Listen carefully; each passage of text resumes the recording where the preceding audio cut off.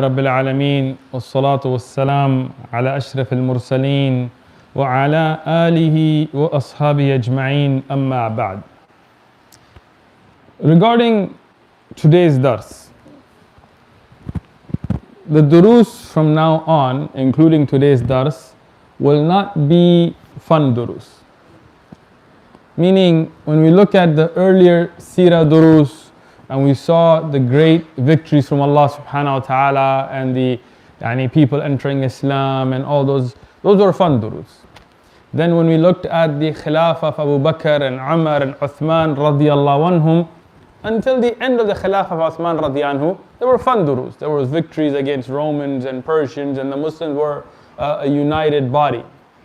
Today's dars and most of the durus from now on will have some things that are very disheartening. They're painful to study. And at the same time, I would say, if you ask me, it is close to being wajib on the Muslims to know this. Why? Because of all of the issues of aqeedah that come out of this, because of all of the political realities that we're facing today that have their roots in these incidences, because of the important aspects of fiqh that come out of this, and the confusion in the Muslim ummah of what happened in those times. To clarify that, I would say it's close to wajib on the Muslims to understand that. Because what happens is, when Muslims don't understand what happened between Ali and Aisha radiyallahu anhum, and Muawiyah and Hassan radiyallahu anhuma, then what happens is that people start to make their own mindsets. And sometimes they start to criticize some of the Sahaba radiyallahu anhum. Or they try to justify things that are not justified. Or they use those times and places and incidences, for example Karbala and things, to divide the ummah, and for the Muslims to be able to refute those types of misunderstandings, I would say are almost at the point of wujub of learning.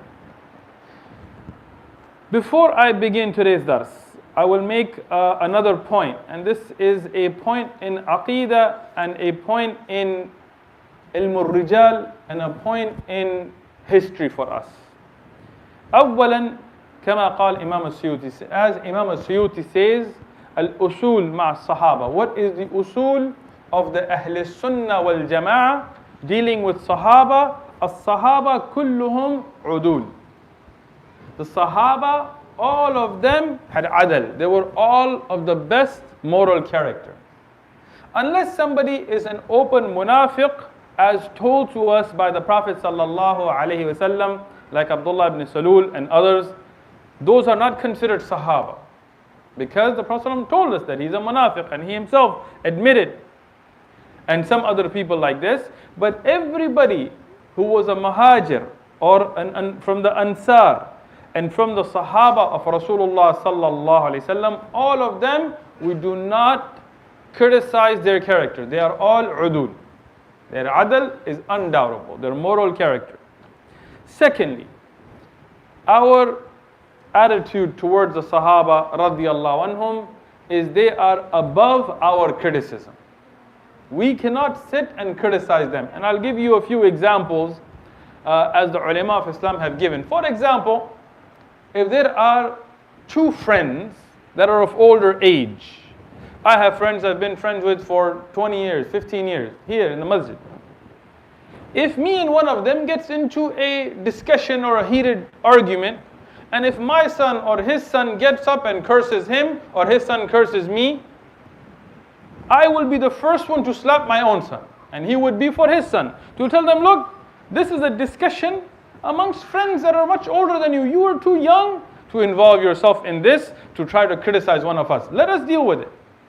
But this is an example of just an older friend and children. Imagine the Sahaba radiyallahu anhum. If they had a disagreement amongst themselves, it is for them to deal with. It is not for us to criticize. طيب? In Zadul Ma'ad, Ibn al-Qayyim al-Jawziyah, he gives an example, and my own Sheikh Aminullah, he referred this to Imam Umar ibn Abdul Aziz. But Ibn al-Qayyim says, قال بعض السلف. Some of the Salaf said, and I saw this referred to other Salaf in other books, but it's a beautiful example. He said the example of the fitna between the Sahaba is like an irritation in your eye. The rule is, don't take your fingers to your eye. Yani, if you have an irritation, don't rub your eye. The more you rub it, the worse it will get. The issue between the Sahaba, we learn it, we understand it, but we don't get involved in trying to point fingers. We don't take our fingers to them, because it only makes things worse then.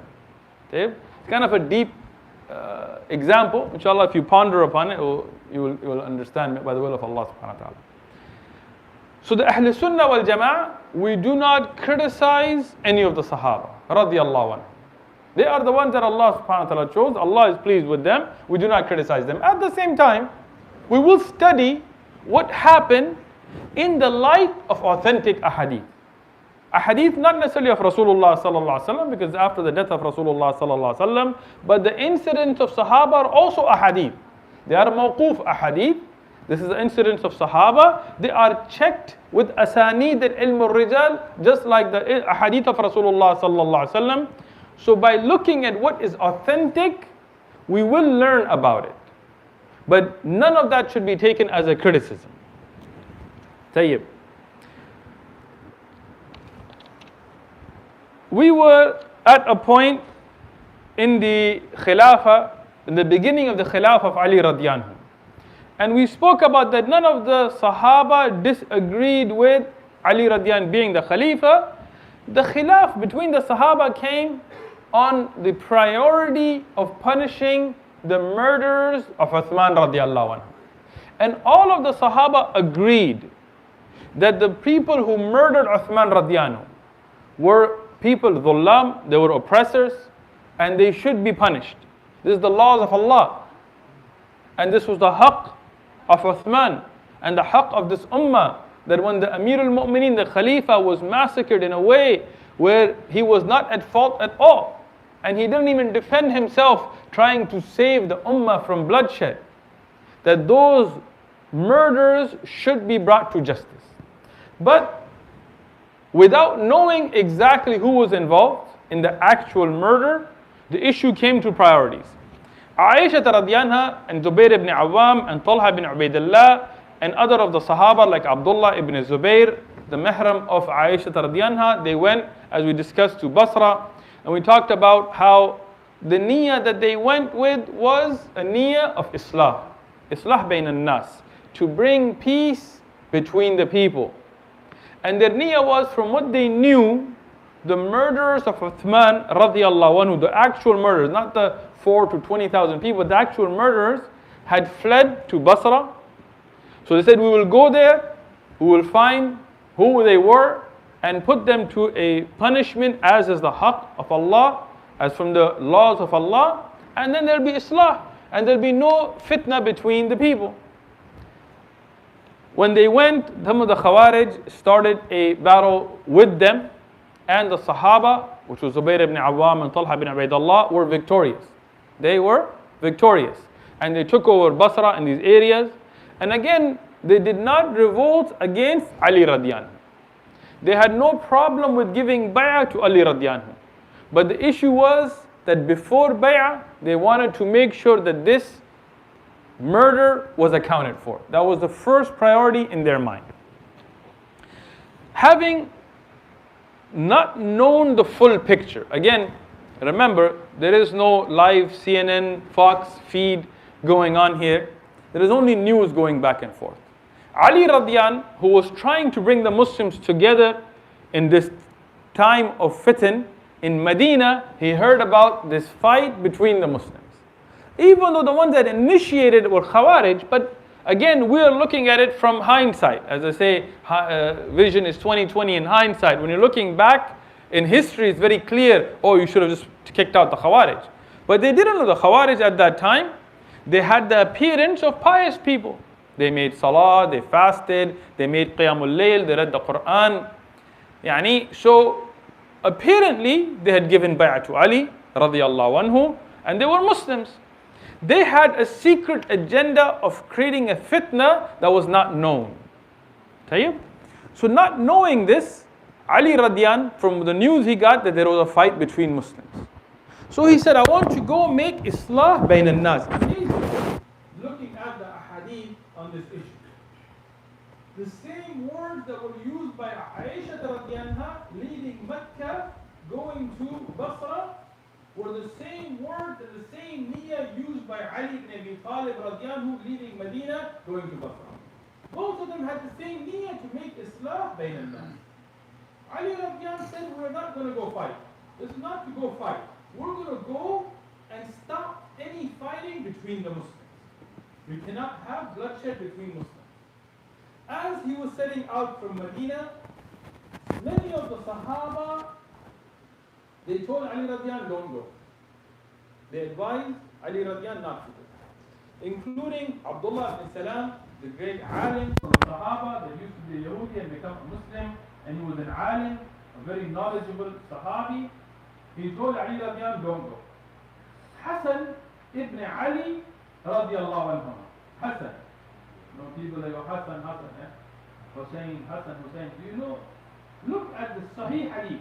Hassan ibn Ali radiallahu anhu told his father Ali radiallahu anhu that my father, you didn't listen to me before, listen to me now. Because Hassan had told Ali radiallahu anhu, don't start accepting the bay'ah until all of the Muslims have come to one agreement regarding the killers of Uthman radiallahu. But Ali radiallahu, seeing in his ijtihad the priority to keep the ummah united, started accepting the bay'ah. He said, we'll deal with the murder, but we need to deal with the ummah first. Hassan radiallahu told Ali radiallahu again that I'm telling you, don't go. It will cause more fitna. Ali radiallahu told his son, the first time I didn't listen to you, it's because I understood in my ijtihad the importance of keeping the ummah together. If the bay'ah is not given, the ummah will split apart. And we don't want to see the ummah split apart. It has to be kept under the umur of banna. So I took my ijtihad over your advice. And today, I'm not going to accept your ijtihad, your nasiha, because my ijtihad is that as the Amir al-Mu'mineen now, it is a greater responsibility for me to go there and stop the fighting between the Muslims than to sit here and be afraid that I may get involved in some fitna. The Sahaba that were there, and the very few Sahaba were there that were in this discussion, all of them decided not to go with Ali radiallahu. They stayed back in Medina. And as Ali radiallahu was going, the Tabi'un that were there, they asked Ali radiallahu, are we going to fight? He said no. Ali radiallahu said, we're not going to fight. We are going to make islah between our brothers. They said, what if we get attacked? Ali radiallahu said, we will not even defend ourselves. This was his niyyah, leaving Medina.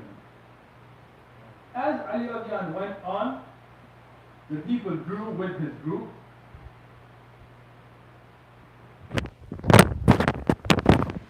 As Ali radiallahu continued on his trip, the people grew with his group.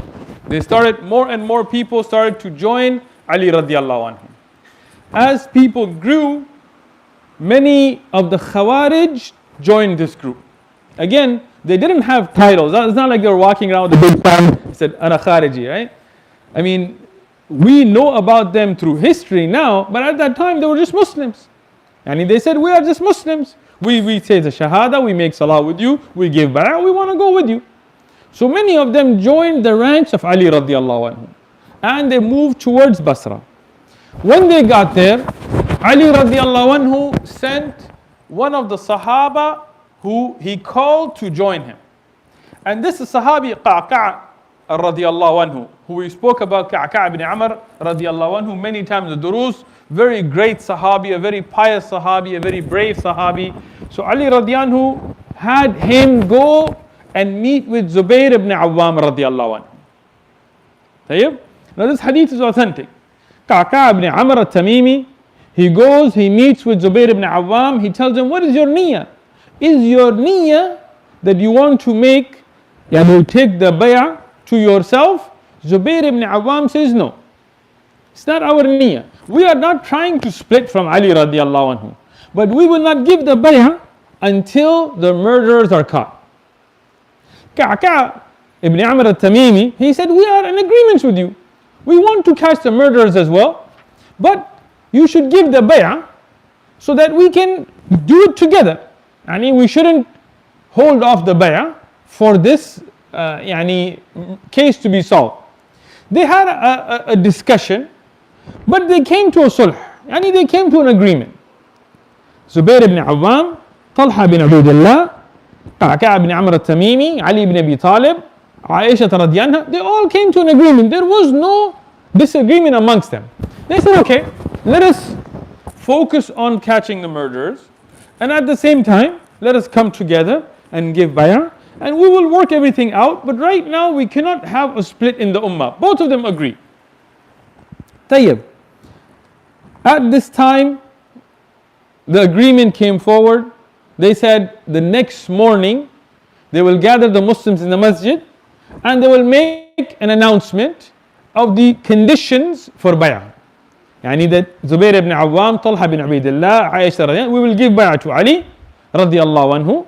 But the conditions are that the murderers will be first and foremost caught, and this, and both sides agreed.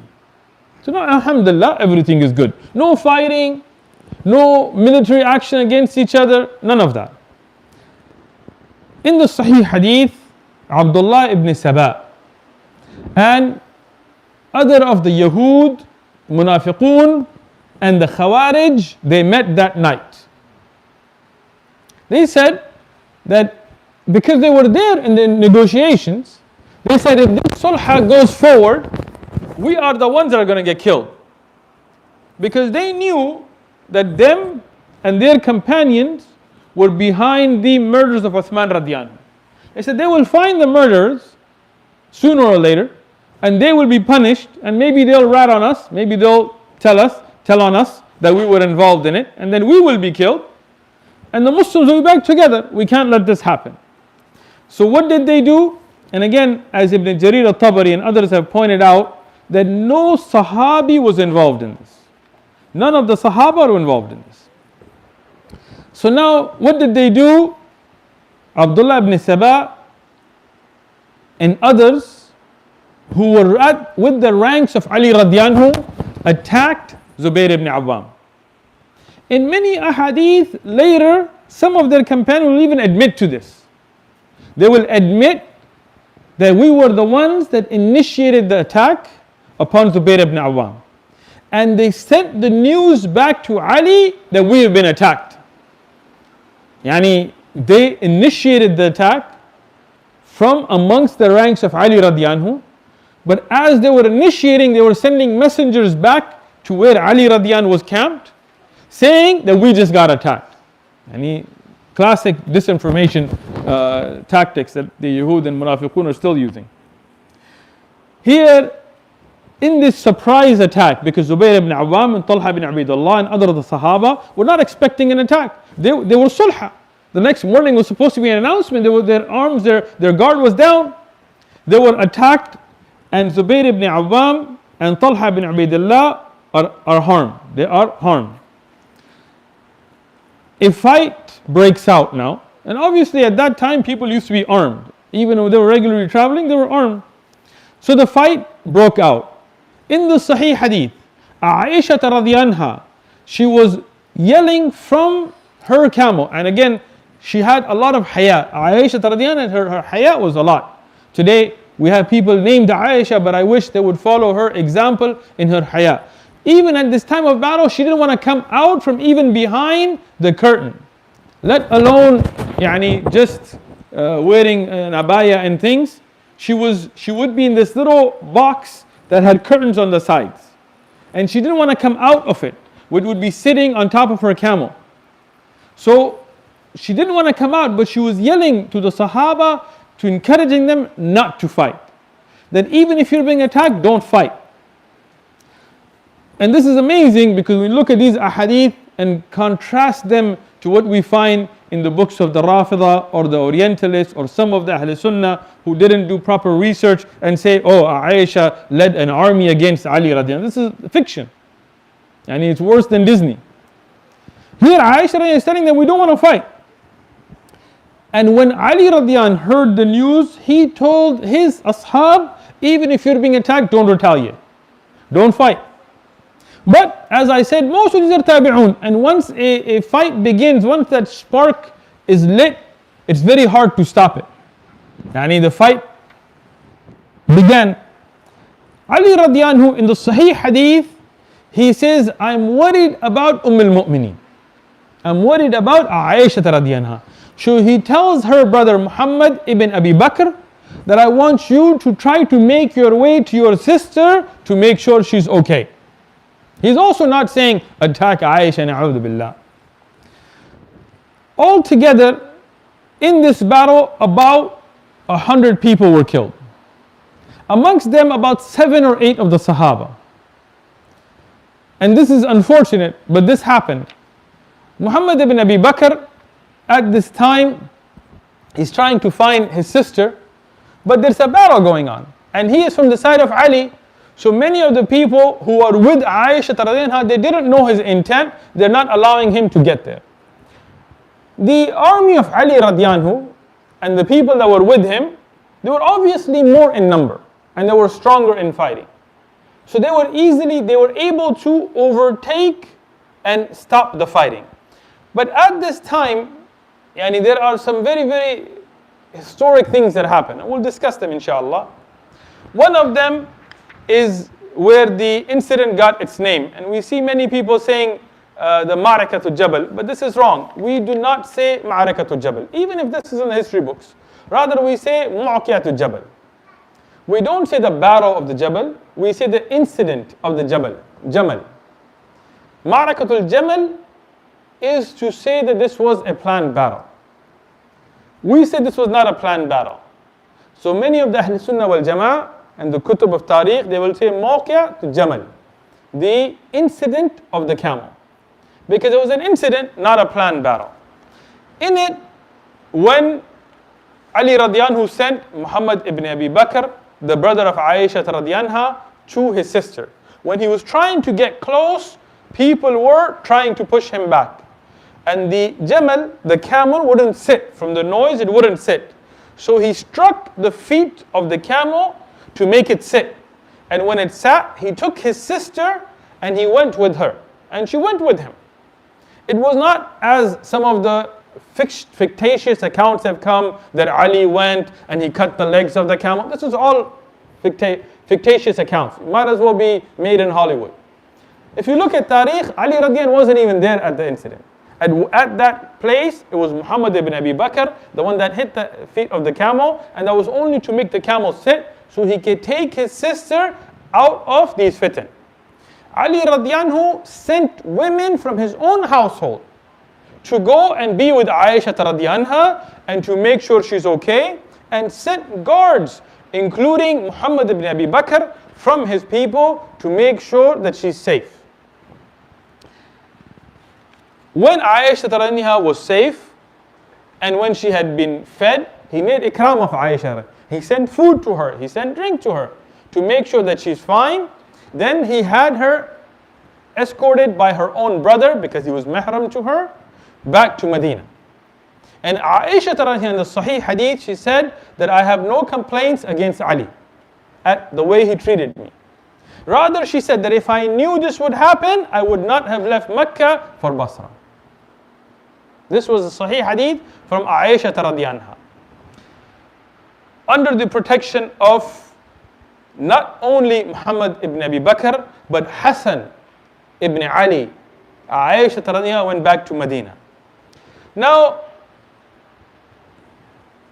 I want to mention a hadith that Ibn Hajar has mentioned in Fath al-Bari, in the famous book Fath al-Bari. It is also reported by Imam al-Hakim in his Sahih, Ibn Hibban in his Sahih, Al-Bazzar, Al-Tahawi, Imam Ahmad in his Musnad, Ibn Abi Shayba, Al-Tabrani. All of them have mentioned it. Ibn Hajar reported it to be a Hasan, a reliable riwayah. And I want to mention this because this is another miracle from the miracles of Rasulullah sallallahu alaihi wasallam. While Rasulullah sallallahu alaihi wasallam was alive, I'm going back in history now. Okay, we're going back. He told Ali ibn Abi Talib radiyallahu anhu, سيكون بينك وبين عائشة أمر. Rasulullah sallallahu alaihi wasallam, in a reliable narration, he told Ali radiyallahu anhu while Rasulullah was still alive, that there will be between you and Aisha an amr, like an issue will come. Not ma'rika, not a battle, not an ikhtilaf, but an issue will happen. Ali radiyallahu anhu said, Bayni wa bayna ummi, and between me and my mother, Ya Rasulullah. And look at the love and respect Ali radiyallahu anhu had for Aisha radiyallahu anha. And that's why we see the Rafidah today, they are not followers of Ali radiyallahu anhu. We are followers of Ali radiyallahu anhu. We love Ali radiyallahu anhu, we love Abu Bakr, we love Umar, we love Uthman, we love Aisha, our mother radiyallahu anhu. We respect them all. But look at the Rafidah and their attitude towards Aisha radiyallahu anha and what they say. Rasulullah sallallahu alaihi wasallam said, Na'am. Said, yes, between you and Aisha. Ali radiyallahu anhu again said, Ana, me. فقال صلى الله عليه وسلم نعم. فقال علي رضي عنه أشقاهم أنا. يعني I will be أشقى القوم, another رواية. يعني I will be the most disgraced, the most يعني cursed person, the most miserable of people from my people if I have any issue with my own mother, Aisha. Rasulullah sallallahu alaihi wasallam said, La. Said, no, you're not. It is not like this. But he told her that when it happens, make sure you return her to safety. And he makes sure she's not harmed. Ali radiyallahu anh says, at this time, I remembered the words of Rasulullah sallallahu alaihi wasallam, and I thought to myself, at this time, I wish I had not left Medina. I had listened to Hassan, I had not left Medina. But when was happened, he made sure he fulfilled the order of Rasulullah sallallahu alaihi wasallam, and that Aisha radiyallahu anha was taken care of, ikram was made of her, and she was returned safely to Medina. Zubayr ibn Awwam radiyallahu anhu. We know that Zubayr ibn Awwam was given the glad tidings of Jannah. Do you know who Zubayr ibn Awwam is? From the Ashara Mubashara. Zubayr ibn Awwam, we spoke about him. If you've been in these durus or if you watch the durus, you have known him well. The brave Sahabi, the amazing, beloved Sahabi of Rasulullah sallallahu alaihi wasallam, no doubt from the people of Jannah. Multiple times given the glad tidings of Jannah. Rasulullah sallallahu alaihi wasallam told him, you will be a shaheed. Yani you will be a martyr. Sahih hadith.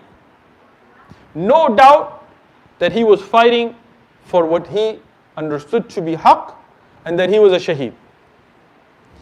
Zubayr ibn Awwam, when he heard about this, he did not want to take any part in this. Even though he was being attacked, he went far away, and as he did not want to be involved in the fighting, he moved away and he was asleep. A Khariji, somebody from the Khawarij, attacked Zubayr ibn Awwam while he was asleep. Zubayr ibn Awwam was an amazing fighter. We spoke about him. He used to be somebody you couldn't challenge. He was so strong, and his iman and his abilities. But at this time he was asleep. When he was asleep, he was attacked and he was killed. This was not, and I will repeat this was not, third time, this was not at the command of Ali ibn Abi Talib radiyallahu anhu. In fact, if you look in any of the authentic narrations in Tariq, in the Tabaqat al-Ibn Sa'ad or Tariq al-Tabari, or if you go back to Bidayah wa Nihaya or any of these books, I even went back and found the actual hadith in the Musannaf ibn Abi Shayba and the Musnad Imam Ahmad, Sahih, that when this news was brought to Ali radiyallahu anhu, that Zubayr ibn Awwam has been killed, Ali radiyallahu anhu said, Bashir Qatil ibn Safiya, yani Zubayr ibn Awwam bin Nar. Ali radiallahu said, whoever killed Zubayr ibn Awwam, give him the glad or the horrible tidings of a nar. He will be in the hellfire. See, this is very important for us to know, because the Orientalists and the Shia, they paint a very different picture. But the authentic narrations paint a clear and different picture. Ali radiallahu anh said, Bashir Qatil ibn Safiya, yani Zubayr ibn Awwam bin Nar. There was a man named Ibn Jarmuz. Ibn Jarmuz was a Kharij from the Khawarij, or somebody influenced by the Khawarij. And he is the one, in some of the narrations, he cut off the head of Zubayr ibn Awwam and brought it back to Ali. In some of the narrations, he at least brought the news. When he heard Ali ibn Abi Talib's anger at this news, and Ali ibn Abi Talib say in the Sahih Hadith that I heard Rasulullah sallallahu alaihi wasallam, who's the Rawi here? Ali ibn Abi Talib said, I heard Rasulullah sallallahu alaihi wasallam say that Zubayr ibn Awwam will be a shaheed, so whoever killed him, give him the black tannins of Nar. Ibn Jarmuz killed himself. He committed suicide. So he, because I want to make a point here, the Khawarij, some of them, they had a bad intent. And some of them, they were munafiqun. But majority of them were not. They were zealous. They were people whose zeal surpassed their understanding. And that's what we see with the Khawarij in our time. Some of them, they are those who are paid by the Yahud and by the Kuffar to cause problems in the Muslim Ummah. And they've been caught. Many times, as I have seen videos myself of people that were killed fighting with the appearance of the people of jihad against Muslims, against mujahideen in other countries. When they were caught, they were found not to have been circumcised. And what Muslim is not circumcised? And these were kuffar causing problems in the Muslim Ummah. That is a group of them. But then the majority of the Khawarij in those times and our time, they don't know what they are doing. They are, again, people who are zealous. They have a zeal, but they are ignorant. And we see this a lot. We see a lot of people that they have a great zeal for Islam, but their ignorance makes it that they are misused. And they end up killing Muslims not knowing. Ibn Jarmuz here was from them. That he had a good niyyah, but he didn't understand what he's doing. So when he realized that what he's doing is not pleasing Ali radiallahu anhu, he even killed himself, which is haram. Suicide is haram in Islam. Talha radiallahu anhu. In some of the riwayat, it was the sword of Talha that was brought to Ali radiallahu anhu, Ibn Jarmuz. But Talha radiallahu anhu, he was again one of the people that was given the glad tidings of Jannah. From the 10, Talha ibn Ubaidillah. And Talha, we know about Khaybar, and we know about so many different battles that he was involved in. Uhud, they said this was the day of Talha. We spoke about his bravery and so many times that he got the glad tidings of Jannah at the lisan, at the tongue of Rasulullah sallallahu alaihi wasallam. In fact, Rasulullah sallallahu alaihi wasallam called him Talhatul Khair, Talha of good, Talhatul Jud, Talhatul Fayad, the successful, the one with the great characteristics. In so many ahadith, Rasulullah sallallahu alaihi wasallam praised Talha radiallahu. And again, Talha was told that you will be from the people of Jannah at the lisan of Rasulullah sallallahu alaihi wasallam. And he was given the glad tidings of being a shaheed as well. Just to understand the virtues of Talha, once Talha ibn Ubaidillah, he received 700,000 dinar. And that's a large amount of money. And he couldn't sleep. He said, I have this wealth, and I'm afraid to be taken to account in front of Allah. It was halal, it was his wealth. But he didn't want to go and give hisab for it, so he went and he gave it all away. And when he gave away 700,000 dinar, and he had none of it left, he felt at ease. And when this news came to Rasulullah sallallahu alaihi wasallam, he said, Talha is from the people of Jannah. This is how much he loved to give.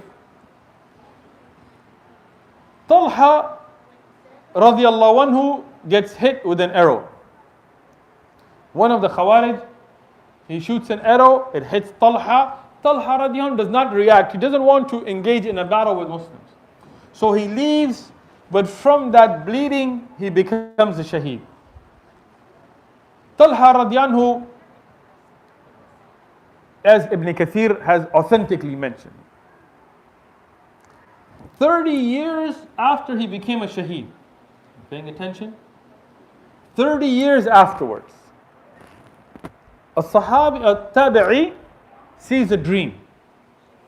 In his dream, he sees Talha ibn Ubaidillah, and Talha, he says to this Tabi'i in his dream that there is some water that is flowing on top of me, it's bothering me.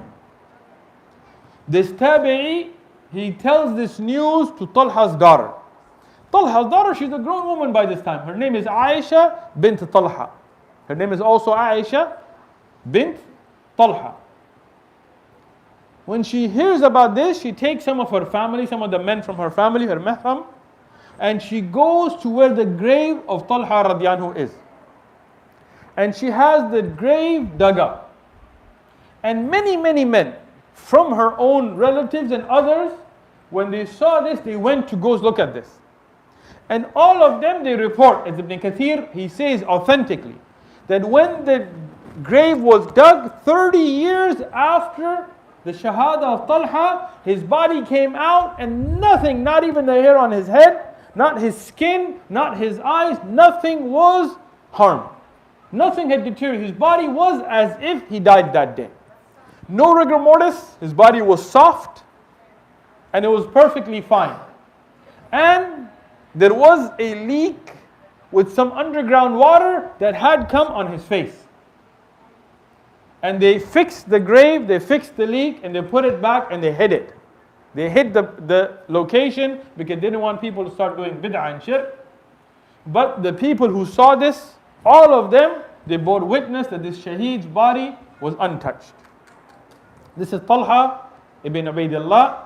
He also became a shaheed.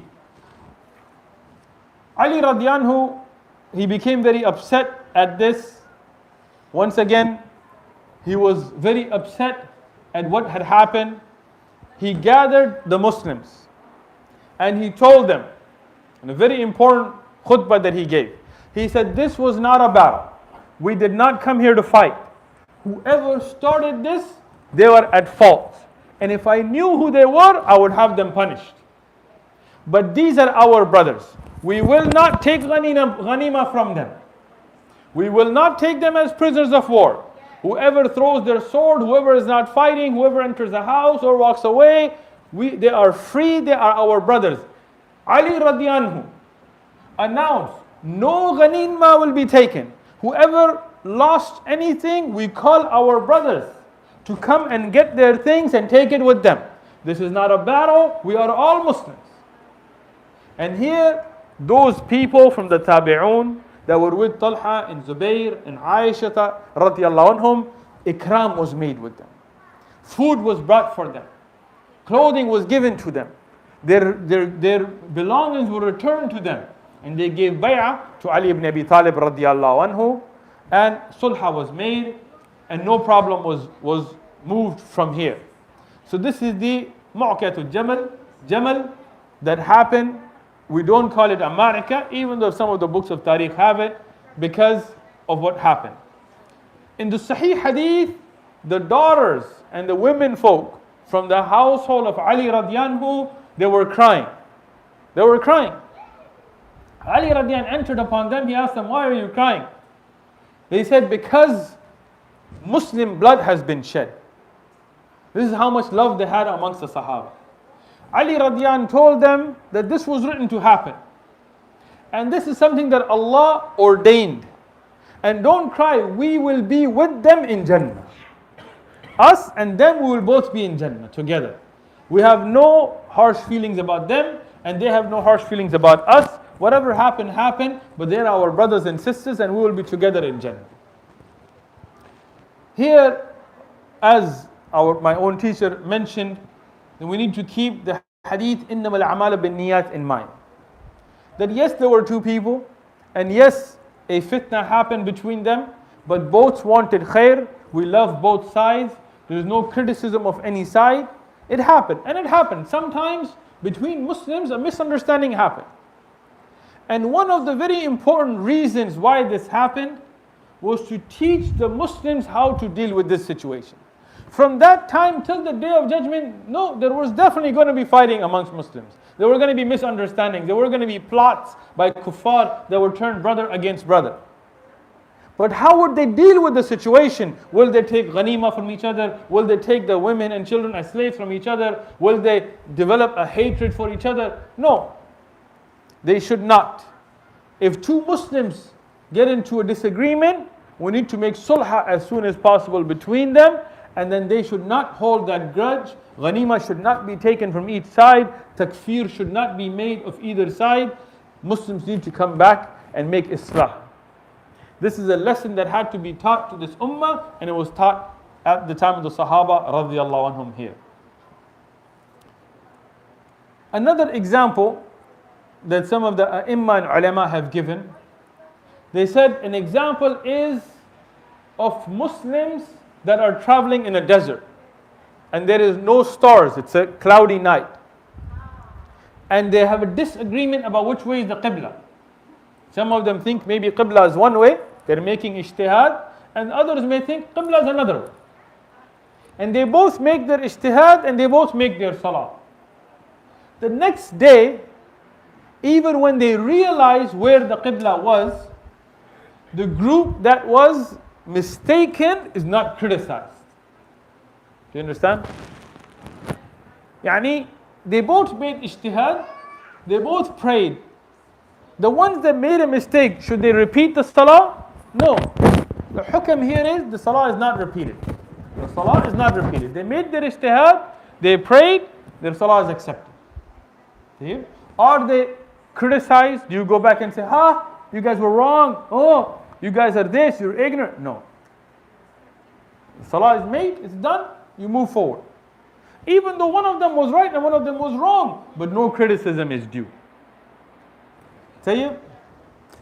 And here we'll bring the hadith that is muttafaqun alayh in Al-Bukhari, number 6919, in Muslim, hadith number 1716, that if a hakim, إذا حكم الحاكم, if somebody who has knowledge gives a verdict with ijtihad, ثم أصاب فله أجران, and if he reaches it, he gets 2 rewards. وإذا أخطأ فله أجر, and if he made a mistake, he still has 1 ajr. What does that mean?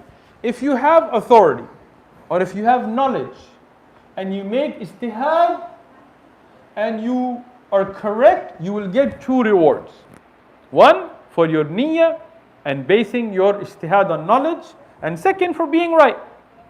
And if you have knowledge and you have given authority and you make ijtihad and you make a mistake, you will still get 1 reward for your good need, even though it's a mistake. Okay? So when the Sahaba made their ijtihad, even if they were wrong, they will get a reward. We don't criticize them. And that is the thing with ulama as well.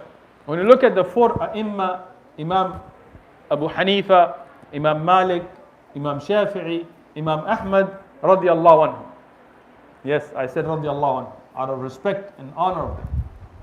Right? They made ijtihad on issues, on whatever dalail they had in front of them. If they were right, Allah will give them 2 rewards.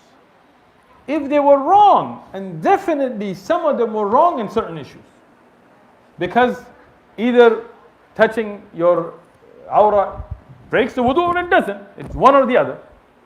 Either eating the camel meat breaks the wudu or it doesn't. Some A'immah took it does, some said it didn't. So one of the 2 will be wrong. We don't say that all 4 were wrong, were right in everything. At the same time, we don't criticize them. They were the A'immah of this ummah, we respect them. We don't follow them in a mistake. but we don't criticize them. We don't get disrespectful with them. We said they will have their reward, but if you come later on and continue the mistake, then you are wrong in that. It doesn't mean that we justify the ai with false ahadith and making rad of sahih ahadith. No. Now, having said this, we have a fitna that was squashed. Some casualties, around 100, 7 or 8 of the Sahaba, but sulh made between the Muslims. But now we have another aspect of the Ummah. This is Basra and Kufa in Iraq. We also have a large part of the Ummah in Sham. And the Amir in Sham, from the time of Umar radiallahu anhu, is Muawiyah radiallahu anhu. Muawiyah ibn Abi Sufyan, one of the great Sahaba, one of the Sahaba that wrote down Wahi, one of the very brave and intelligent Sahaba. He is the Amir in Sham. Now, bay'ah is being given by different areas. It's not like, you got an online polling going on, everybody just goes and puts their click. No. And in each area, the Umara, the Amirs of that area are giving bay'ah. So in Medina, in Mecca, in Basra and Kufa, now the bay'ah is given to Ali radiallahu anhu. Sham has not given bay'ah yet. So in this area, as the news is reaching Muawiyah radiallahu anhu, he consults many of the Sahaba and Tabi'un and ulama of Sham. And in their consultation, Muawiyah radiallahu anhu says, in the Sahih Hadith, he says, لا شك في فضل العلي. He said, there is no doubt regarding the virtue of Ali. طيب? Understand, this is the aqidah of Ahl Sunnah wal Jama'ah, that we have no shak, we have no doubt to the fadl of Ali radiallahu anhu. And we have no doubt that he is from the people of Jannah. Muawiyah radiallahu anhu in the different riwayat, he lists a list of the virtues of Ali radiallahu anhu. He says, no doubt he was one of the earliest Muslims. He says, before me, Ali radiallahu anhu became Muslim. No doubt he was an early Muslim. No doubt he was from the Sahaba of Badr. Muawiyah radiallahu anhu is saying this. There was no hatred here. This is what I want to clarify from Sahih Ahadith. Because the kuffar, the Orientalists, those who wish harm for Muslims, the Rafidah, the filth, and others, the ignorant from the Ahl Sunnah, have fallen for false narrations and painted a very ugly picture. In the Sahih Hadith, Muawiyah radiallahu anhu says, no doubt, not only was he from the people of Badr, but he was from the people that were the ru'us, the heads of the people of Badr. Yani he was one of the first 3 in the duels in Badr. He is from the earliest of the battles of Badr. And no doubt that he was with Rasulullah sallallahu alaihi wasallam throughout the battles. And other than in Tabuk, we talked about that, but throughout the battles. And no doubt that he was from the most beloved of the people to Rasulullah sallallahu alaihi wasallam. And no doubt that he's from the Ahlul Bayt, of the family of Rasulullah sallallahu alaihi wasallam, and he is the son-in-law of Rasulullah sallallahu alaihi wasallam, and he's the cousin of Rasulullah sallallahu alaihi wasallam, and he's from the people of Iman, and no doubt to the ilm of Ali ibn Abi Talib radiallahu anhu. The ilm of Ali radiallahu anhu was praised by Muawiyah radiallahu anhu. In fact, you will see that Muawiyah radiallahu anhu would send questions to Ali radiallahu anhu for fatwa, even when they had khilaf. And we'll discuss this going forward. So he says there is no doubt to any of these virtues. And there is no doubt that we are ready to give bay'ah to Ali radiallahu anhu. But he said that the death of Uthman cannot go unchallenged. We cannot go and give bay'ah without the justice for Uthman radiallahu anhu, as Zubayr ibn Awam and Talha and Aisha radiallahu anhum had also said Muawiyah radiyan said the same thing, that until the death of Uthman radiyan is avenged, we will not give bay'ah. As soon as Ali radiallahu anhu avenges the death of Uthman, we will give bay'ah. Ali radiallahu anhu sent Jarir ibn Abdullah al-Bajali, who was a great Sahabi, a great person of virtue, to Muawiyah radiyanhu. Muawiyah radiyanhu said the same thing to him. Now, Jarir ibn Abdullah, he agreed with Muawiyah radiyanhu, and he took this news back to Ali radiallahu anhu. Muawiyah radiyanhu, he had a valid point. Ahlul Sunnah wal Jama'ah, we say that he had a valid point, that the murders of Uthman have to be brought to justice. And Ali ibn Abi Talib radiyanhu agreed to this point. Ali radiyanhu had a valid point. We Ahlul Sunnah wal Jama'ah say that he also had a valid point, that the unity of the Ummah has to be given precedence. They both had their valid points. Muawiyah radiyanhu did not give bay'ah to Ali radiyanhu at that time due to a valid point, even if we say that Ali radiyan had greater virtue and greater right to the bay'ah at that time. Ali radiyanhu, he had amongst his ranks the Khawarij, who caused a problem, and they were at fault. The Khawarij there, they were amongst the ranks of Ali radiyanhu, who were not from the Sahaba, were at fault. But we don't criticize Ali radiyan for this, because he didn't know who was who from the people. Having said this, one of the Khawarij, and his name is Ashtar al-Nakha'i. He is called Ashtar because he was a strong fighter, but his actual name is Malik ibn al-Harith. According to the authentic narrations, he was not a Sahabi, but he was a strong warrior and a strong general, and he was amongst the ranks of Ali radiyanhu. When Jarir ibn Abdullah, who was a Sahabi, who was sent by Ali radiyanhu, brought the news back to Ali radiyanhu, that Muawiyah is saying he's ready to give bay'ah, but the murderers of Uthman have to be punished first. Ashtar al-Nakha'i, Malik ibn Harith, he spoke very harshly to Jarir ibn Abdullah, in very harsh words. And he told him, why did you not say this and this and this to Muawiyah? Jarir ibn Abdullah, even though he's from the Ashab of Ali radiyanhu, seeing that this conversation was not going in a good direction, he left, and he left both sides and lived a life alone. As many of the Sahaba they did at this time. They left both sides and just went and lived their own lives.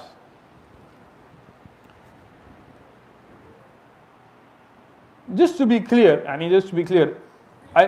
regarding Ashtar al-Nakha'i, I looked him up in the books of Rijal. Ibn Hibban has him as a tabi'i, to be clear that he was not a Sahabi, because the Shia, they tried to pass him off as a Sahabi. Ashtar al-Nakha'i was from the Khawarij, but most likely not from those that were munafiqun, yani from those that had a good niyyah, because he was known for a lot of salah. As Ibn Hibban says, that he made a lot of qiyam. And that's a point for us. Sometimes you see somebody and apparently they're very pious. They make a lot of tahajjud and qiyam al-layl, and they cry when they read the Quran, and you think they're right in everything. But we need to judge everything with Quran and Sunnah. And even if somebody is very pious in their appearance, but what they are saying is not from the authentic ahadith, or not from the correct aqidah, or not in what's mentioned in the Quran, then even if we respect their piety, we have to reject those aqwal. Because sometimes, like a brother or a alim or a mufti or a sheikh says something, and we refute it with evidence. And people get upset with us. Oh, that brother, I know him from so many years. He prays Qiyamul Layl and he cries in the Quran. How can you say he's wrong? If he's wrong, he's wrong. And if the Quran says something separate, different, opposite, if the Sahih Ahadith have something opposite to it, then even if we say we respect his piety and his qiyam and his crying, we have to respect and love Allah and His Messenger more. Ibn Jawzi and Ibn al-Qayyim and others, they said, when some of their own teachers were wrong, they said, we love our teachers, but we love the haqq more. So here, even if Ashtar was somebody who was known to be a very devout abid, but his revolt and his causing a fitna between the Muslims was wrong. Jarir ibn Abdullah left. Ali radiyanhu, at that time, he moved his armies to Sham. And he had with him around 50,000 soldiers.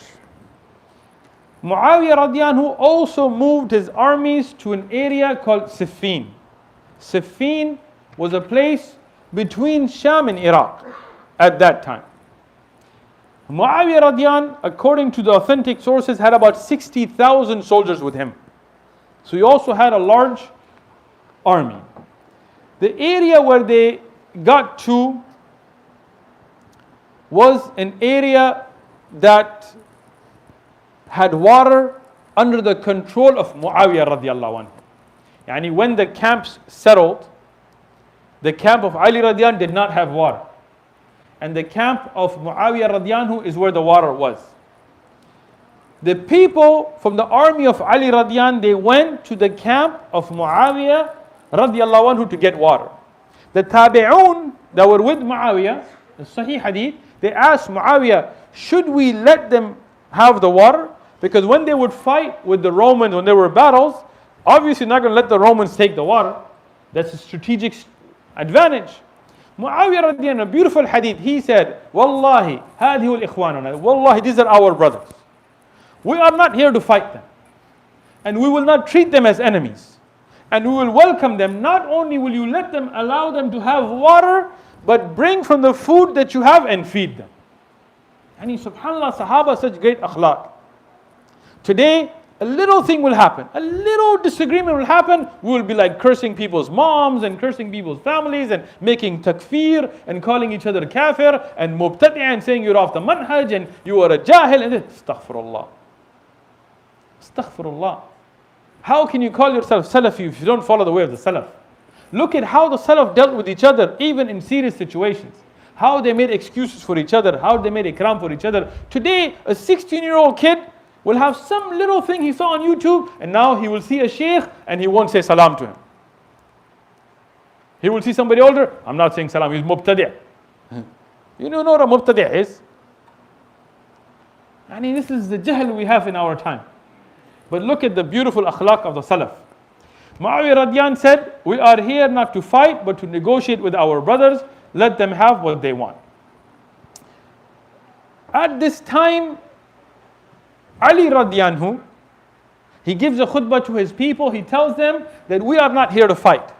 We are here armed. We have an army because we do want to make sure the Muslims come together, but we didn't come here to fight. At this time, Muawiyah radiyanhu captures a Roman with a letter from the king or the leader of the Romans to some of the Christians in Sham to try to revolt. And Muawiyah radiyan sends a letter to the Roman king saying that this issue is between our brothers. Wallahi, we will unite against you. Don't think we're divided against you. And it's an important lesson because today what happens is our Muslims, when we disagree with each other, we start begging the kuffar for help against Muslims. We saw one of the kilab, not going to mention who he is, I might offend some people. But they call him a sher, a lion. I saw himself, I'm not like here and tell. I saw a press conference he gave in a kafir country, not going to mention the country, France. And in this conference, he was begging kuffar to help him against Muslims. Against a group of Muslims that were bringing the Sharia. that were bringing the Quran and Sunnah, even if he had disagreements with them, he should have dealt within the Muslims with them. It is not right to go and beg kuffar for help against a Muslim. If we have disagreements, we need to bring the Quran, we need to bring the Sunnah, we need to bring the Sharia and solve our disagreements. Even if you have a disagreement, even if you think they're harsh, even if you think that they have aspects that you don't agree with, bring the Quran, bring the Sunnah, sit down and deal with it. Bring other Muslims and sit down and deal with it. Don't bring kuffar. This is not the way of the Salaf of this ummah. And this is what we see, the Sahaba stopped. They didn't allow the kuffar to come in the middle of them. But unfortunately, a problem will break out. And inshallah, in the next dars, we will discuss what happened at Siffin and how the Ahlul Sunnah wal Jama'ah, in the light of the authentic sources, deal with that situation. Jazakumullahu khairan.